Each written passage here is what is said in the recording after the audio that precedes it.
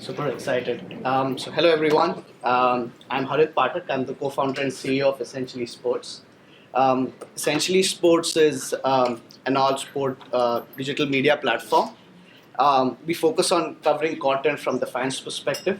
So we focus on depth in niches, so golf, NASCAR, women's sports. These are our overall focus, and we specialize in doing content for audiences that require this extensive coverage on these sports and keep retouching them through social, web, digital.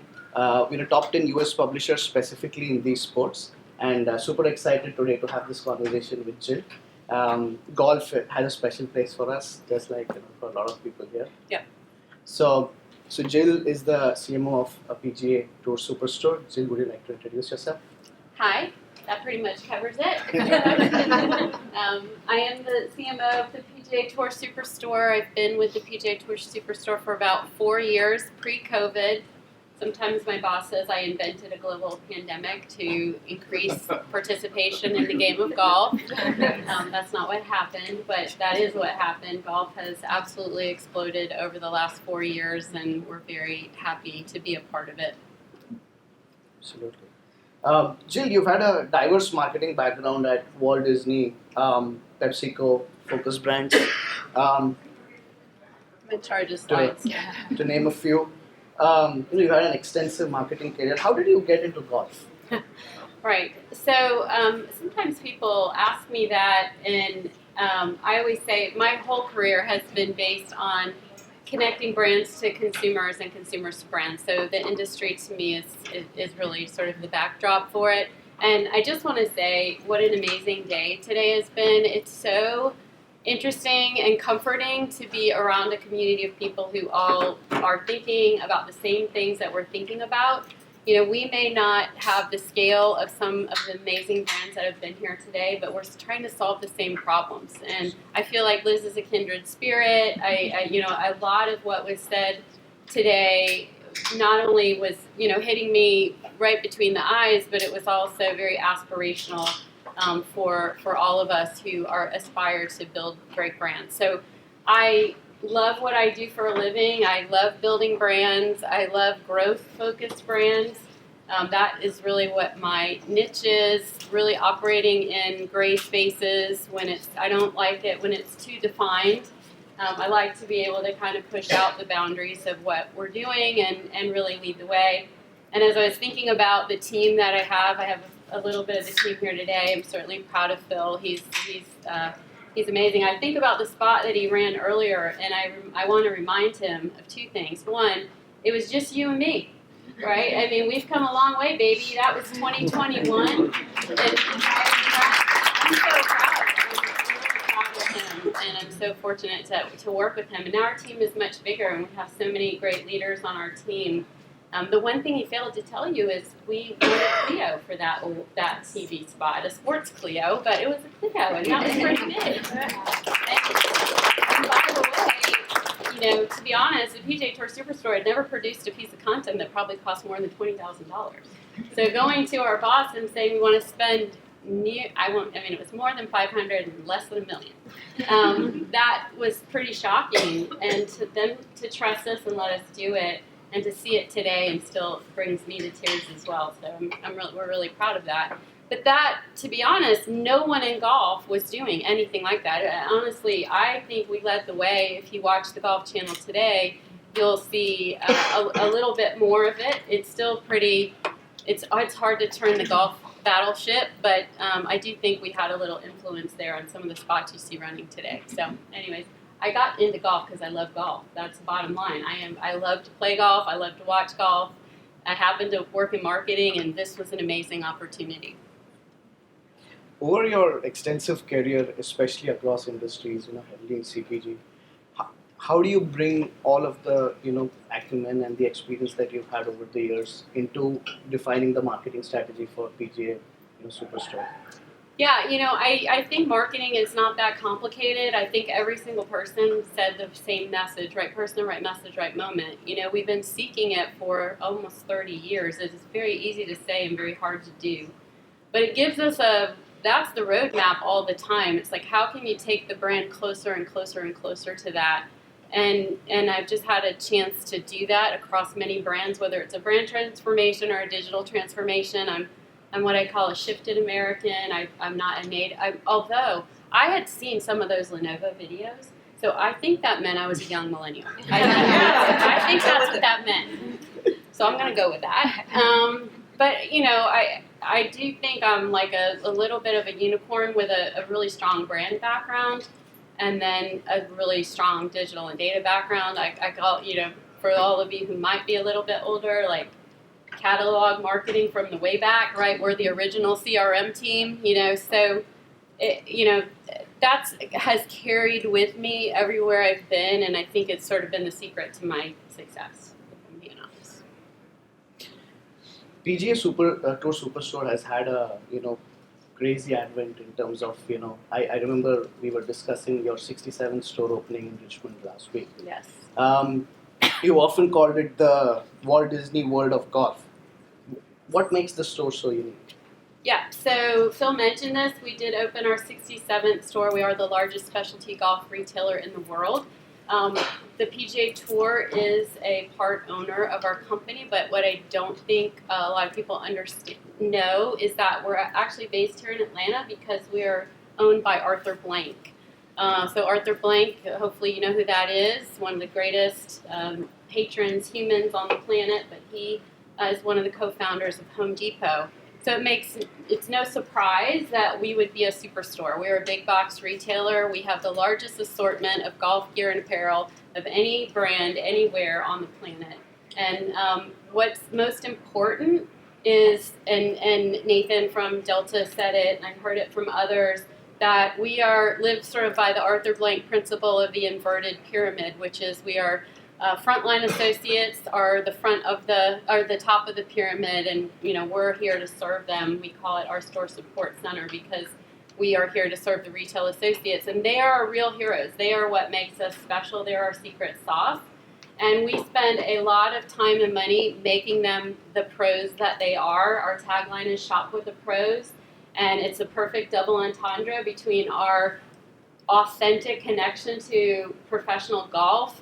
But the real pros are the people that work in our stores, and we put our money where our mouth is because we just did it in January, and we've done it for the last 12, 13 years. It's often imitated but never, ever duplicated, which is a very iconic event that happens before the PGA show. So this is all stuff you don't know, but the PGA show happens the third week of January every year. That's when all the latest gear and apparel is revealed to the world. We actually do our event 2 weeks earlier, which means our associates see this product before anybody else, and they are trained and immersed by the brands who created them and the product developers. And we take 400 associates to a resort.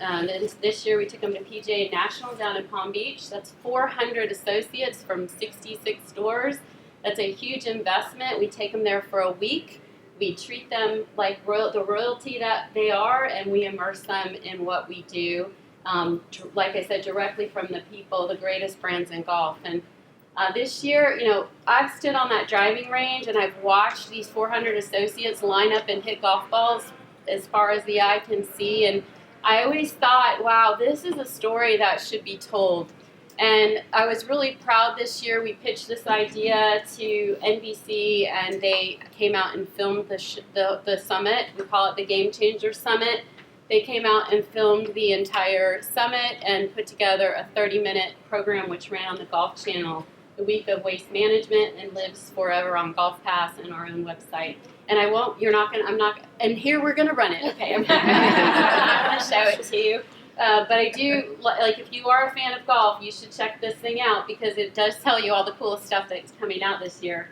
But what we also did this year to really kind of support this idea that that pros aren't born, they're made, and our associates are our pros, we actually filmed a TV spot to feature that. And my friend Shelby over here, who is our Senior Director of Brand Management, she did this all on her own after about a vast amount of experience with the PGA Tour Superstore of about 3 months. So the reason I mention that is to all of you leaders out there. You know that I want to talk about from Phil and I sort of hiding in the basement of Bobby Jones when the tornado came through, to that moment where I wasn't even with her while she shot this TV spot. This is all hers and theirs. It's nothing to do with me, right? You build the goalpost, and then right when they get there, you pull it backwards, right? That's what we do. That's what I do all the time. That's what I'm famous for. I think the fact that they did this on their own, it's probably the thing I'm even more proud of than just the spot problem. I'm just going to tell you what it is. So it is a spot that we shot on the driving range. Everyone in the spot is a PGA Tour Superstore with one exception. Our hero associate is actually a gentleman by the name of Christian Heavens. Christian is a professional golfer on the APGA Tour. The APGA Tour is a feeder tour to the PGA Tour, and it is focused specifically on men of color who are trying to get into professional golf. The reason that matters is I go back to Arthur Blank, right? What we are about we are about inclusion. That is what Arthur Blank is about, and that is what the PGA Tour Superstore is about. It puts us in a very unique position to not have to show up to work every day and think about how many golf clubs we sell. We come to work every day and think about how we can make a difference in the world. And Christian is a perfect example. We are a huge supporter of the APGA. I had an opportunity to play golf with Christian back in the fall, and Shelby cast him as our hero in our TV spot, not this one, the other one. To me, it's very much about putting your money where your mouth is. We were able to help Christian. Christian, hopefully he'll be a professional golfer on the PGA Tour, which is what his dream is. But if it isn't, he also has aspirations around getting into media and marketing and social media, and we were able to kind of give him a full day exposure to what that life might be like. And so I'm really proud of the spot. And you're not going to see it, apparently. It's really good. Really good. But that's what that one is about. And you asked me about Disney World. And so how I got to you, that whole story is nuts, but that's how my mind works. The Disney World thing is not me. I don't say that. I know why you might think that because I spent half of my career at the Walt Disney Company. That's actually what our customers say. Our customers say it's the Walt Disney World of golf. Or said differently, when we did last year we did a very large need states analysis. We asked customers, we did 30 focus groups and some quantitative to support those groups. And in all 30, we divided them up by all different types of golfers who play for all different types of reasons, ages, all kinds of different cuts on it. And in every single group, and I know because I was at all 30 of them, as many of you, I was there, every single group, we were described as my happy place, golf's happy place. Now, I know we raised hands about who are the golfers, who are the Happy Gilmore people. Okay, if you don't love golf, did you see the movie Happy Gilmore? Okay, so if I say golf's happy place, you know there is only one person on the planet that can tell that story. And that would be the infamous and iconic Chubbs Peterson, right? And if you know who Chubbs Peterson is, God bless his soul. Thank goodness that we shot this a year ago with Carl Weathers. He had never recreated this character. He's a very serious actor. This was not funny to him. This was very serious. No, it's very funny. I hope you think it's funny. But I just, to me, to bring together, if there's one unifying thing across all audiences, whether you're new to golf or you play golf, you're a core golfer, you play golf because you want to have fun with your friends or you want game improvement, this message of golf's happy place resonated with everyone. So we'll see if it's going to play. By the way, this is also iconic. It's fabulous. I'm going to start. Oh, that's not it either. Unfortunately, they all link out to a browser. Oh! All right. Shout out to YouTube. Yeah. Yes? It's all on our YouTube page, is it not? Okay. He's going to make sure it is. Well, that's fine. It's an amazing spot that features Carl Weathers. We showed it to all of our GMs, and my favorite comment afterwards was one of our GMs came up to me and said, "I can't believe how much that guy looks like Carl Weathers." I'm like, guess what? So it really brings in sort of people's emotional connection to the game of golf. harkened back to a really fun memory that they have about golf, and also welcomed in people who may not be as obsessed with golf as some of us are, but still could appreciate Happy Gilmore. So anyway, that's what that was about. I'm so sad. These are really good spots. It would be cool to see them. It would be cool. Just to be clear, they would be very cool. Wanted to quickly pivot to our next topic of discussion in terms of leveraging data. Yes. So as a digital first publisher, we right from Google Trends to anticipating popular storylines to understanding basic core metrics on which we do our content. We've always been very data first. In terms of your marketing vision and strategy, how have you used data-driven consumer insights in terms of performance marketing, and how has this determined your channel strategy overall? Yeah. So again, I came to PGA Tour Superstore at the end of 2019. So golf was a pretty one-dimensional sport that kind of appealed to one audience. It was a very stereotypical audience.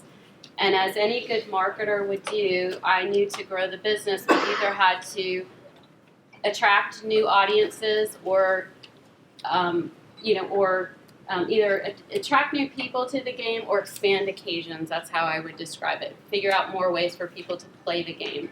Well, COVID took care of that for me. I did not have to be in charge of that, thank goodness. But what it was a mandate to get better at targeting and segmenting. Pre-COVID, we would run a TV spot on the Golf Channel. Like for y'all, that would be like mass and spray and pray kind of stuff. But for us, that's targeted, right? So it's like a targeted TV spot. Linear TV spot, when did that ever happen? So that was pretty much the foundation of the marketing mix for the PGA Tour Superstore. Fortunately, when COVID happened, I had joined. We have a talented media person over there, and we said, there's a ton of demand out there. We need to go get it. So we introduced the idea of performance marketing. So we started with paid search. It really, for a couple years, was the cornerstone of our mix. But as you know, that's not a sustainable proposition. That's like heroin. It was like, all right, it feels really good, but at some point you're going to have to pay the man, right? So we had to shift, and what we were doing is all either upper funnel or the very, very bottom, and that was not a sustainable proposition. So over the last few years, we've been raising it up and adding more mix, and right now, our top performing channels are affiliate and social. Social's just not quite big enough to really carry the day for us right now, but we have. It is the thing I am most proud of. Whether you like golf or don't like golf, you should follow us on social because we put out some funny stuff, and we spend a lot of time doing it. And what I'm so proud of is that we're not Dick's Sporting Goods. That is our number one competitor, is a $12 billion company. We are a very small company relative to them, but our engagement is significantly higher. And the reason is because we care about our audience and we invest in the content and we speak from the people, right? We are not, I call it the retweet strategy, which is a vendor gives you an asset and you just share it on your social. Like, we do not do that. I just had a great meeting with Titleist this week where they were like, we created 50 videos for you to choose from. And I said, which one is ours? Because we're not using any of those, right? So, that is different. That is changing. That is not the way it has always been. And all of that comes back to our ability to leverage data and insights about who our audience is and what they care about and how they respond to content and how they respond to the media mix that we have. And so today, our media mix is much healthier. It's much more, we benchmark around great brands like the Carter's people in the room, the Home Depot people in the room. We have information about you.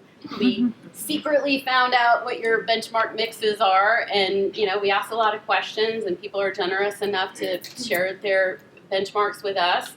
And that really helped give us some targets to go after, and I think we're in a much healthier place where we do not rely as much on paid search. It still costs a lot, but it isn't the cornerstone of our strategy anymore. The other piece of this is customer data. When I started, it did not exist. We had no repository for customer data. We had no access to the data. We did not have the point of sale connected. We might be able to look at your online behavior, but that at the time was 4% of the business. So we would project the mass by 4% of the people that were buying online. I'm happy to say e-commerce is a much bigger part of the business today. And now we can connect online and in-store behavior. And we are now in that sort of perfect world where we've spent the last 4 years on a significant amount of technology and the basic infrastructure so that hopefully we can do some of the things that you guys have talked about today that are so incredibly impressive. Right person, right message, right moment. That's all I care about. It's all I talk about. It's a joke at the table. And you all helped me today because every single one of you said it. Super interesting, especially in terms of the attribution. 100%. Pivoting a little, towards you're a massive golf fan yourself, I am. and we've seen super strong growth in women's golf overall. Yes. How does this factor in overall in terms of your marketing vision, and how have you seen, and how do you see the growth of women's golf in the near future? Yeah, I don't see it stopping. The women's participation in golf for the 4th year in a row has increased very significantly, with 7% this last year over the prior year. So 25% of all golfers are women, and 30% of all junior golfers are girls. So there is a no shortage. There's a strong pipeline of young women into the game of golf, and it's just like another audience for us to serve. I will tell you, content is that becomes our responsibility. So a lot of times we work with our manufacturing partners like a Titleist or a Callaway or a Ping. They spend all of their money not on the women. I'll just say it nicely. There have been times in the last 4 years when not only am I one of the only females in the room, I am proud to say our president is also a female. Her name is also Jill, by the way, just randomly. How did that happen? We don't know. So the two of us are very often the only two females in the room. Despite the changing face of golf, the business of golf is not changing at the same pace. So that puts a mandate on us to really kind of overrepresent, push them harder. I've got a couple of brands that they know when I'm showing up, here we go. I'm going to give them a really hard time about you cannot shrink it and pink it, right? That's not what we're doing, right? I won't name the vendor partner. It's the largest ball manufacturer in the business, so you might be able to figure out who it was. Once again, they're like, big reveal, we're coming out with this pink ball, and I'm all excited. I'm getting my Pro V ones in pink. Nope, I'm getting the Tour Soft. And if you're a golfer, you know what that means. That means you're telling me I'm not a good golfer, and that is not, it actually is true, but that's not my point. My point is, don't assume that all women that play golf are new or are not serious about it. And so the business of golf is not quite keeping up. So that means our mandate is we have to create a lot of the content from scratch. And that's hard for a smaller brand like us. Usually if we get a gift, we call it a gift from a vendor partner like a Callaway, and they have a partnership with, say, John Rahm, who is a professional golfer, one of the world's greatest golfers, and we spend $100,000, get on a plane and go shoot that content, and then tomorrow he joins the Live Tour and we have to throw it away, which is what happened to us. It's a scary proposition for a small brand like ours. So more great pipeline. We have to do our job now to keep women in the game. Couldn't agree more. We're getting the hook, just so you know. Couldn't agree more. I think from a media standpoint, we've seen that women's golf, like more than 30% of our viewership comes on women's golf. So, the Nelly Korda, the Lydia Ko storylines just resonate so much with the core golf audience as well. I mean, to be honest, it's much more relatable. Even men who play golf recognize that I say this with great respect. What happens with men on the PGA Tour, none of us can do that, right? That is superhuman. That's like tiny percent of people. When you watch women's golf, what I hear from a lot of men that watch women's golf is it's more relatable. They can kind of pick up more of swing tips. I don't want to, again, I'm not trying to say they're not as good as, it's just a different game, and I think that's why the women's game is watched by so many men. It's actually watched by more men than women. So it's just a really exciting time to work in golf. It's a really exciting time to be at the PGA Tour Superstore, and we're really proud of all that we have accomplished. In lieu of time, just wanted to wrap up with one last question. Okay. So loyalty marketing is always a key part, in terms of the e-commerce business in general. Yeah. So can you talk a little bit about the Players Club membership and the strategy around that? Yeah, it's our retention strategy. It is a legacy program, I would call it. It started, I guarantee you, I wasn't here, I guarantee somebody said, we have to do what Dick's is doing, and they have an earn and burn program, so let's do that. Whoever made that decision didn't realize is the data that was behind that. That's why they do that. The currency of loyalty is cash, and our example is a coupon. That is not material, that is not real, that is not loyalty. So again, a lot of people would ask me, I need you to fix the loyalty program. I'd go, I'm going to get right on that.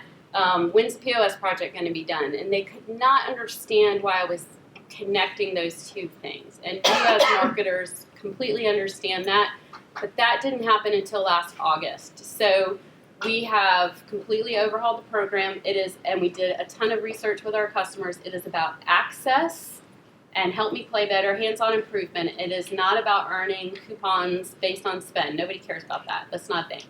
Just letting you know, that's not a thing. So, I'm very excited. I wish I could tell you all about it. We're not quite ready to tell you about it, but we are authentically connected to the PGA Tour. That should be a part of our program.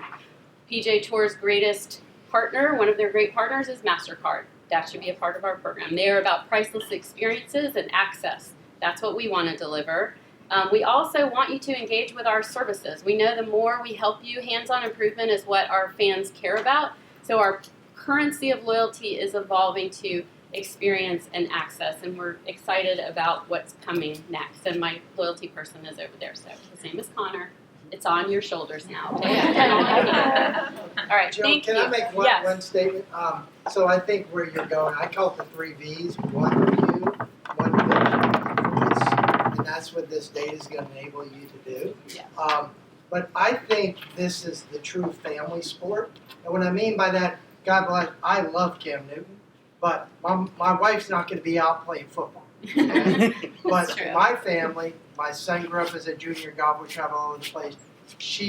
We're all golfers. Like, we all enjoy it. She just enjoys going out and being on the course together as a family. But it is truly a family sport that everybody can play, and you can play until you die, right? You did that video. I played with my dad when he was 83, his last time he could ever play golf, and then he passed away. And then I get to take my son this year over to Scotland to play golf. It was the most moving moment in my entire life, right? It all came together. So that's what you guys get. You get way more than just the opportunity to go into the simulators and to do that, to bring your whole family. Yeah, we agree. I know we're out of time, but that we just sort of had our GMs in and we talked about these big macro trends and AI freaking people out and too much screen time and sort of that overwhelming, and what we see, and I'm sure you all see, is increased search behavior for terms like reality or touch grass or connection. And at the end of the day, that is what motivates us. It is about the connections that you create. I always ask, if you're a golfer, very few people will either admit that they are, or even if they do, they don't want to say they are because they're afraid my next question is, what's your handicap? I don't care what your handicap is. And that's what's new about golf in 2024, is it's not about that anymore. It was strictly about game improvement, but now it's about connections, touching grass, mind, body, and spirit. It serves all the things. As people question their life choices after COVID, which we all are doing, this is one way to connect people, and I think that's why the game has exploded so much. And that's the game we are here to serve. Thank you.